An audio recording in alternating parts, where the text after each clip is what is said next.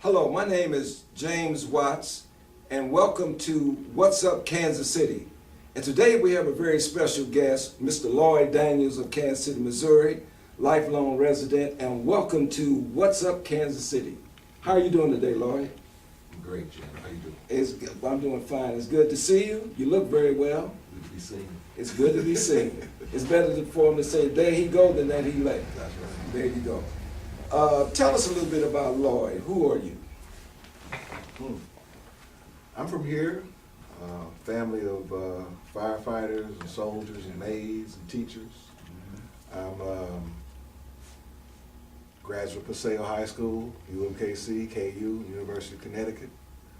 I've been a state rep, 42nd District, which includes like Gates and Paseo High School and all the way to 435. I'm a teacher, professor. I've taught at UMKC in Penn Valley. I'm in Penn Valley right now teaching political science. Grew up 2539 Wabash, okay? Yeah. And when I was an infant, my old man got the contract to start a fire department in Liberia, Monrovia, Liberia in Africa.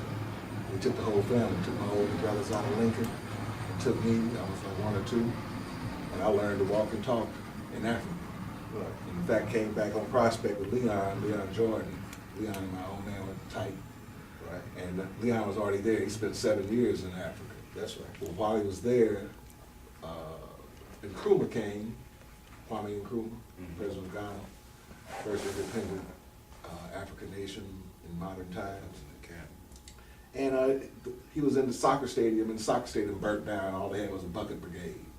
And so Tubman, the president, said, we need to do better. He asked Leon, anybody in the United States? Said Cecil Daniel would be good. And he took the whole family over. I came back after about 2 or 3 years with a West African accent. I learned to walk and talk in Africa. Okay. And I never had that negative image of Africa. I knew it was more like LA than it was like Tarzan or something, That's right. So, yeah, I came back with that West African accent. I was riding Leon's neck, and he talked about, hello, my good friend. Hello, my good friend. So that's who I am. Basically, that's not much more. I've been around the country and in other countries too. I lived for a while in Grenada and Trinidad and whatnot. So my parents were insistent that I see more of the world than was on the block. And so that happened. As a result, I turned out the way I am, which pleases some people and leads others to screw their face up. You and I carry a kinship of history of our family. We used to grow up in Ward Chapel, the old man and my father were tight. They were cut partners. That's right. They did a lot of stuff together. I remember getting in the car riding down on Vine Street to the fire station. Right. I used to ask my dad, I said, I want to go. And I asked him where he's going. He said, if you got to ask where I'm going, stay at home. But we would go down there to the fire station. They would talk, because they always had some kind of little hub buzz going on about some kind of issue. More so Ward Chapel, and we on 22nd Prospect. He was a great churchman. He was a great man. I knew your dad. Tell us a little bit about your take on Liberia now, since you spent some time there. Yeah, I went back a little while ago and decided not to stay long because they're still trying to fight a civil war, but that's over now. They have a new president, right, woman president, and they're trying to do development. Right. But Firestone raped the country so badly, and the CIA got in the war and saw to it that their interests were represented, but the interests of the Liberian people are just now being addressed. Mm-hmm. So their main goal is economic development. Mm-hmm. And I have tried to encourage some people with economic development here, but they're not interested now. They were prior to the war ending, because we actually set up some, when I was with economic development with the state, that's something I was doing too. I was assistant director of Missouri's Department of Economic Development. Mm-hmm. We were the first state in this part of the country to set up an trade office with Africa. We set it up in Accra, Ghana. Mm-hmm. And we put out a bid for folks to work on building a cocoa factory. Okay. And while they were there, they also built some low-cost housing. Mm-hmm. If you know anything about agriculture around the world, you can harvest a whole room like this of cocoa and get maybe $50. You send it off to Scandinavia, and they send it back in tins, $25 a tin, a can. You know, I'm maybe 10. Okay, I don't know. They call it a 10. Okay, but so the deal was it's something to build mutually beneficial relations between Missouri and an African nation. So DeCarlo got the contract. We sent out an RFP. He got the contract. They got the contract, and they built the factory. Showed the Liberians how to run it, maintain it. And so now Liberia can, and Ghana can actually, Liberia has close relations with Ghana. Ghana can now profit from their own cocoa, turn it into a finished product, cocoa powder, and sell it to other West African countries, and provide jobs and construction skills and that kind of thing. So it's a mutually beneficial thing. The exploited trade relations is what I was working against and what we were able to do. So that was something that happened when I was in the State House after I left the legislature. Okay. You know, my family is from Rock Hill, South Carolina. And so we had the Watts, the Jacobs, the Totleys, and the Purcells, which my cousin Alex, who we just got through interviewing, his name is Alexander Purcell Ellison. And the Jacobs went to Liberia when Firestone recruited American blacks to go. They wanted a trained population. And their name was Jacobs, and I've never seen them before. Alex was in Liberia a couple of years ago, and I don't know if he was able to research any of the Jacobs. That's very interesting. What's let me tell you this. My father's people are from South Carolina too. Is that right? What part? They were on Daniels Island. What Daniels? Jack Daniels. Jack Daniels. Yeah, that's why they owed me at least $1. You know what I'm saying? Smith and Harry Daniel, my great-great-granduncle. See, my father's father was a slave. Okay. Harry Daniel was a slave. Okay. He was a young man when slavery ended after the Civil War. But his uncles, Harry and Smith Daniel, left the plantation, escaped the plantation, stole a canoe, got to the United States, got to the coast, went to Baltimore and became part of President Monroe's African Recolonization Society. And they went back to Africa in the 1800s. Okay. When we went there in the 1950s, we met their descendants. Okay. So we have a family picture of the Daniels from Kansas City and the Daniels from Monrovia, Liberia. You can't tell the difference because we're the same family, all cousins. Okay. Yeah. Have you had any contact with them over the years? Just a little bit. In the 70s, I went to New York and met with Angie Brooks, who was then the ambassador to the United States from Liberia. She later went on and became chairman. I remember Angie Brooks. Yeah. Yeah. Leon brought her back to the Green Duck, where he used to bring all those people, foreign representatives and Congress people and whatnot, right, in that back room. But she welcomed me, and we went on the floor of the UN. Okay.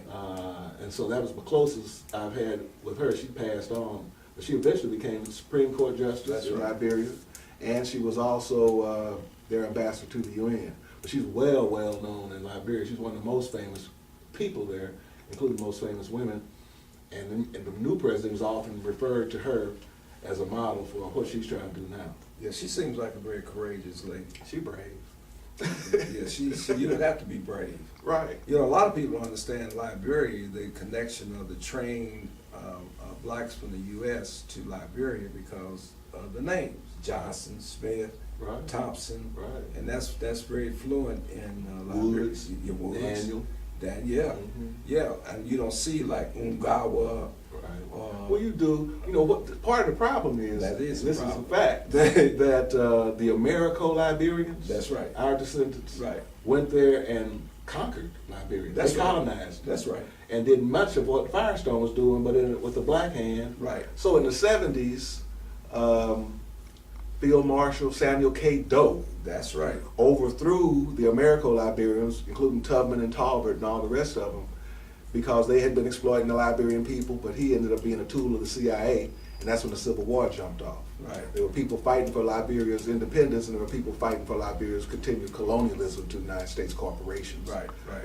Basically, it fought to a standstill, tore up the whole country, killed thousands of people, but now they're back on one page and trying to rebuild the country. Right. But you know, Lloyd, I can remember as a child with my mom and dad on a Sunday, and we went to it was a exhibit that your father and Leon Jordan had at the Episcopal Church on St. Augustine's on Benton Boulevard in the old building there, and they had an exhibit of their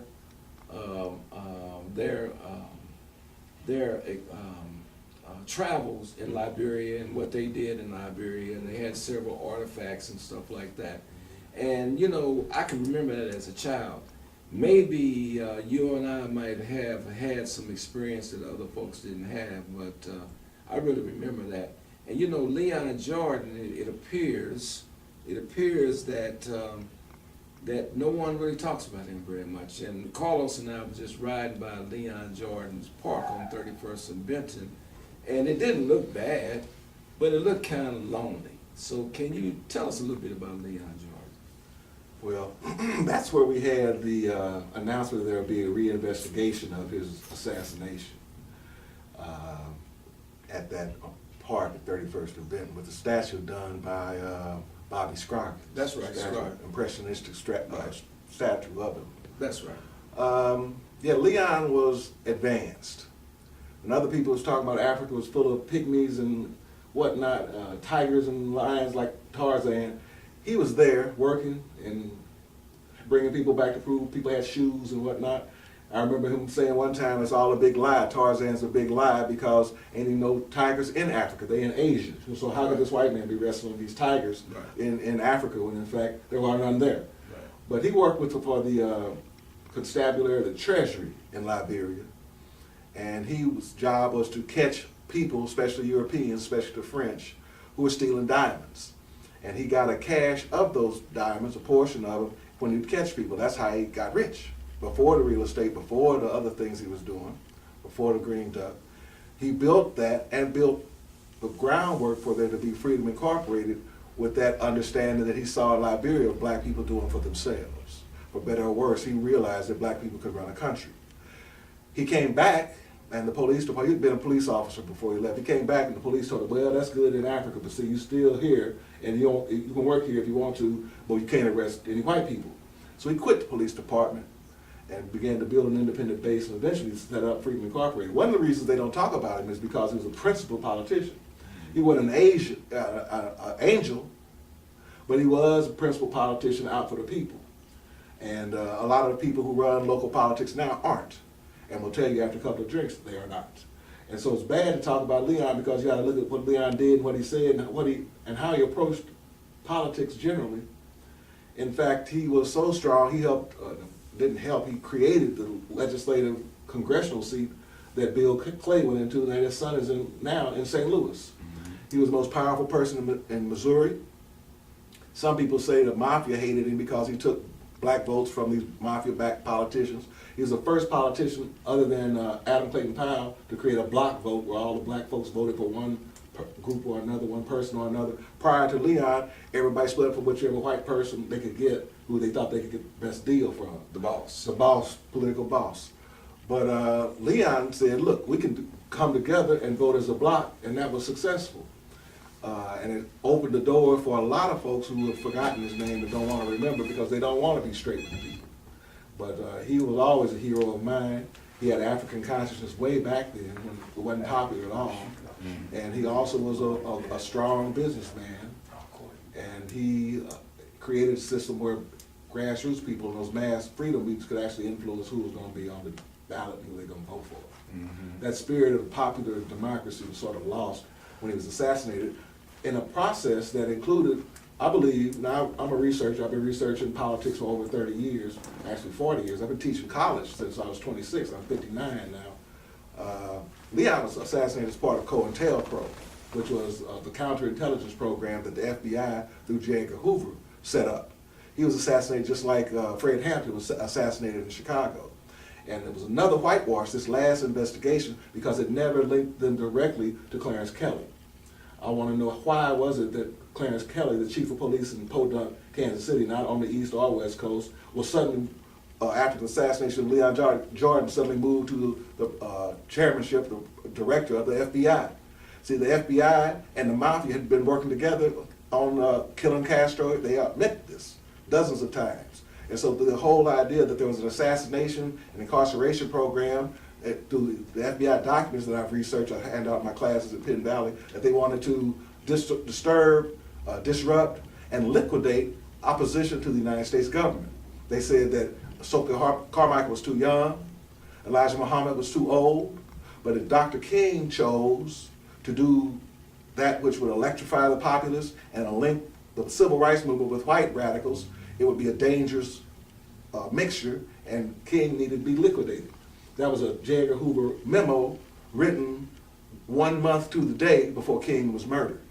Okay, so if this were not politics, but just regular street violence, if I had a beef with you, and then they found a letter from me saying that you should be killed, and you ended up dead, it'd be hard for me to stay out of the penitentiary, even with a good lawyer, but at least you can say that the government was complicitous, that there was an implication that the government killed J. Edgar Hoover.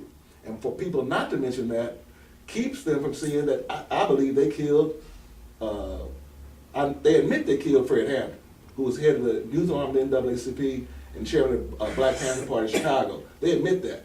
Killed him and Mark Clark. They gave their family $1.8 million in a wrongful death suit. They came and murdered him with Saginaw. That was 1 year before they killed Leon. So I'm saying the idea that it just was mafia here, because at first they didn't admit it was mafia, until they started riding around with the gun that shot Leon, one of the guns that shot Leon, in a police car. So they linked it to the mafia, but they never linked it to Clarence Thomas, he might have something to do with it too, Clarence Kelly, who was the chief of police, who I believe coordinated it through the police to kill Leon, just like the chief of police in Chicago coordinated to kill Fred Hampton and Mark Clark. That there was a reign of terror heaped upon the United States of America by this program called COINTELPRO. It stood for Counterintelligence Program.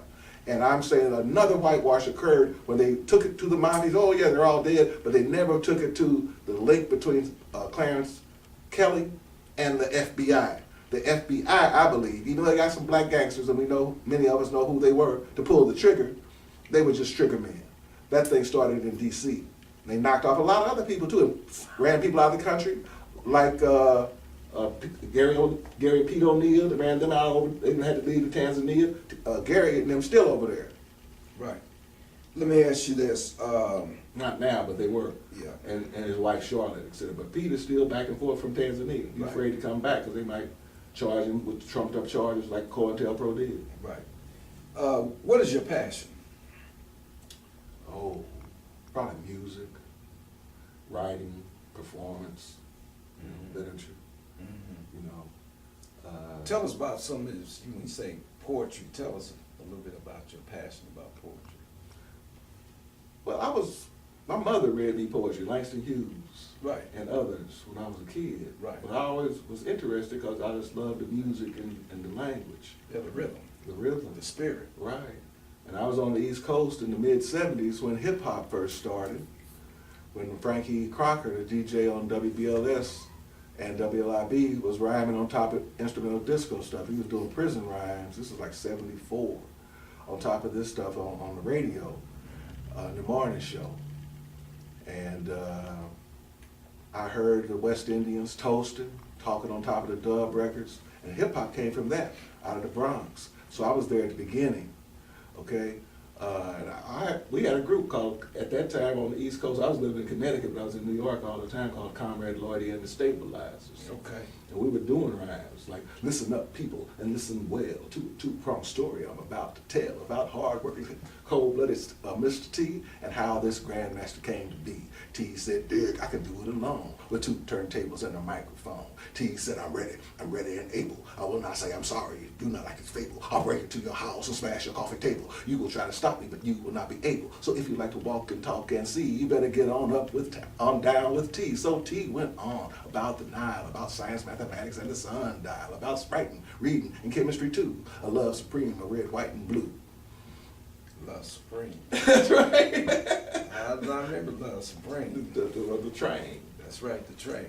You know, I listen to a lot of Miles Davis. I mean, I can put Miles on. I got a whole collection of Miles, and it just takes me into another zone. Man. That's right. One of the greatest artists in American history. Yeah, I recently sent it was a young lady playing violin on the plaza, and this past weekend I sent a note to her mother and encouraged her to tell her daughter to listen to Miles. I said, because all the structure of music is in Miles. I mean, you know, you goes from high to low, everything is right there. Yeah, I have a big poster in my office. It's in my living room now of him at the Montreux Jazz Festival back in the 70s, blowing up in the air. Yeah, Right. yeah. I never got a chance Master, to hear man. Oh, man. Yeah. I saw him in New Orleans not long before he died. You know what? That's the concert that I wanted to go to. I understand it was, when I read about it, he and Winton had a little beef. At that time, Winton has since apologized. Well, he said he was out of his league. He was out of, I said he's out of his mind, but he said he wasn't fully appreciative of the roots of jazz, including Miles' role in it. Well, you know, they said that, I read this article and Miles was talking about he didn't want none of that old stuff. He said it was boring. Yeah, it was He boring. did that interview with Quincy Troop, the poet. He said, why don't you play what you was playing before? He said, it's boring. It's hard. That's what he said. Right. He also had said in this article if Winton kept on messing with him, he was going to jack him. That's what he said. That's right. In that interview. Then they buried the axe at that last concert in New Orleans. That's right. Yeah, that's where they buried the axe. That interview was on, and probably still can get it from NPR. Mm-hmm. And they asked Miles, if you had 1 minute to live, what would you do? And Miles said, I'd kill a white man. Yeah. he said, Yeah. Quincy said, oh, I guess you have quite a choice. Like, who would you start with? He said, the white man driving the ambulance and passed to my daddy, but then leading him to die. Yeah. Led him to die. Yeah. Right. Yeah. I remember that one. Let me ask you this, on a very positive note, and this is part of Kansas City. Your dad and brothers were very influential on the Kansas City Fire Department, and actually they led the charge. I remember your dad when he was one of the first black battalion chief officers. Mm-hmm. His brother, Uncle Ray, was first. That's my right. father was second. And then eventually my brother Roach became, Ralph Daniel, Right. called him Roach, became the same type of high-ranking deputy in the fire department. Battalion chief, yes. Yeah. They challenged the Local 42, The system. and Stanton Gladden, the head of the union. They Right. challenged the city, they challenged the union. I remember that. My old man got death threats. I'll call in my house, we're gonna kill you, nigger, and rape that bitch wife you got. I said, Daddy, this is for you. Don't think all over me. But he started carrying that pistol around, the same pistol I got at the house now, because they was threatening him. Yeah. But he met with, a lot of people don't know, Jimmy Hoffa came to town. And they met at, I think it was called, I can't remember the name, but it was on the north end. I've been there since. And he was in there, and he told, they had a lot of Italian firefighters there, and a handful of blacks, and both my uncle and my father were there. And Jimmy Hoffa said, they call you niggers, they call us wops, and they call, one Mexican guy was there, he said, we call you spicks, but said we all fought in World War II, and we all Americans, we all have a right to vote in the country and in this union. Stanton Gladden, who was then head of Local 42, the firefighters union, had said that on TV that as long as he was president of the union, there would never be a nigger higher than captain. Okay, this is on TV now, Channel 5. And he don't care what happens, and he's not afraid. So Hoffa said to the firefighters, I know we're not gonna get all of y'all, but we can get enough to establish a foothold. You'll have merit pay, not based on your race, but on your ability, both mental and physical, before the summer. And my father and uncle said, well, that's a good idea, but I don't think we're gonna have nothing like that, not that quickly.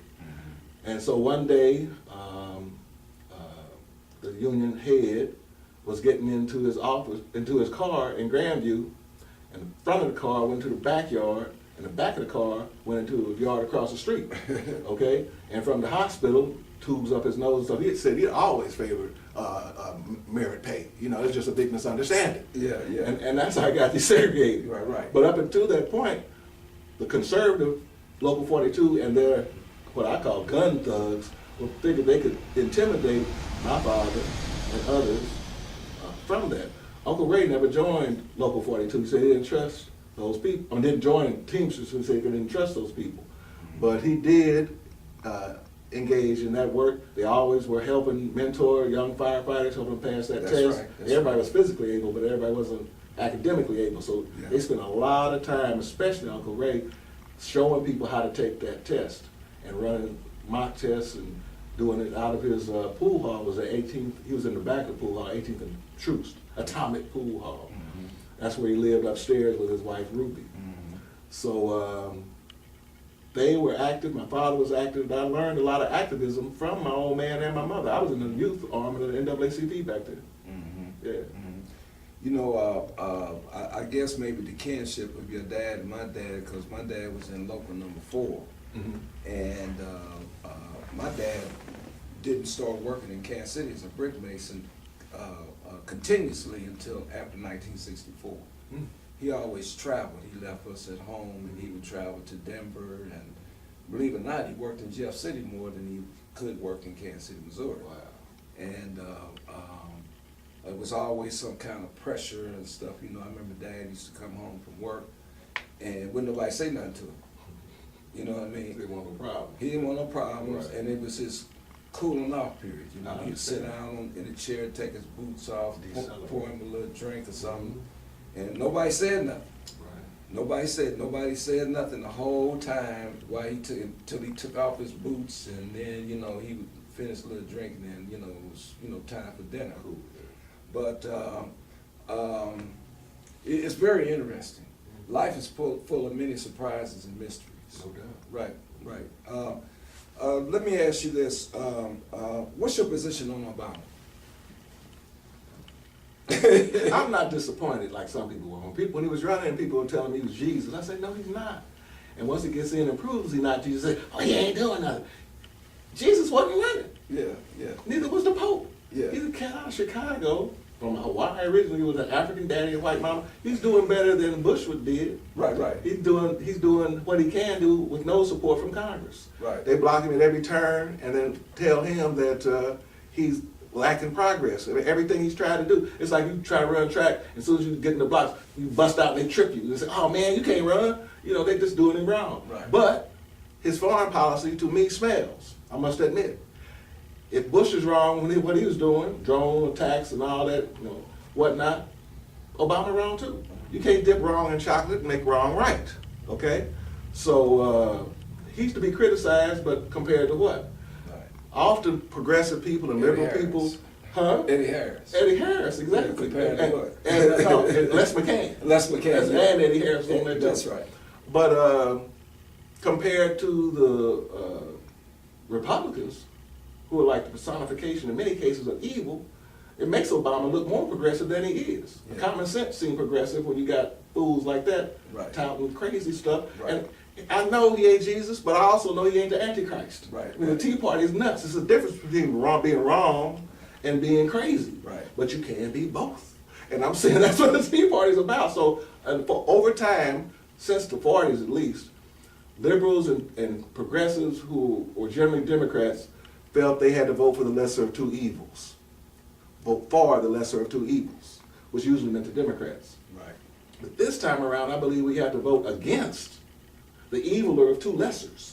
Because the Democratic Party ain't about much either. They produced Bill Clinton, who could blow a horn, but didn't do a lot for working people, and gave people that 5-year limit, lifetime limit on social services that people might not need in 6th year. Or if you get 5 years now, you can't never get social service again in your life. Right.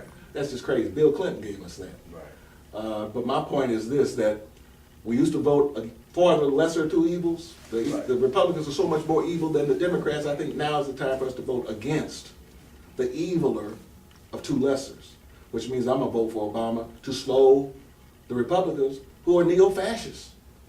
They like Nazis, but American, USA instead of see higher. Right. You know what? Do you plan to travel out of the U.S. anytime soon, or you just? What's your favorite state in the United States? Louisiana, New Orleans. Yeah, I like that. I like that. I like that.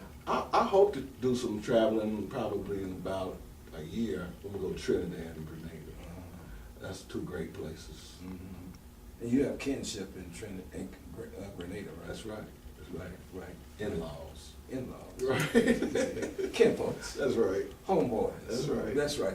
And revolutionary allies in Trinidad. A lot of the people who were in the Grenada Revolution moved to Trinidad and Brooklyn. So right. there are more Grenadians in Brooklyn than in Grenada. Think on that. Right. Right. Now, in your parting words, give the Kansas City community something to think about. We have to remember that we have to engage in leadership development. We have to bring along younger and sometimes older people who haven't been in leadership, people who are articulate, principled, unafraid, have a vision to actually make things better, and not just rely on the same old used up folks we have. It's our job, it's our responsibility, and we have to work with our tradition, our Kansas City tradition, the tradition of barbecue and jazz, and for that matter, bluegrass and country music. We have to use our culture to build our political institutions, because everybody has a culture. Build coalitions. We can take over the town. We need to stop being prejudiced against the Latinos, and stop crying about white people being prejudiced against blacks. If you're going to be prejudiced against the Latinos, we can do like Hartford, Connecticut. It's a large group of black people, large group of Latinos. They created an organization called Education Ancestral. They ran the town. They got black mayors in Hartford and whatnot. Black state reps. One of the richest states in America. Grassroots black people who are broke actually set up a process through which they could actually control the elections. So we need to look within ourselves and recognize nobody's perfect, and look for reasons to work with people and not reasons to fight against people. Okay?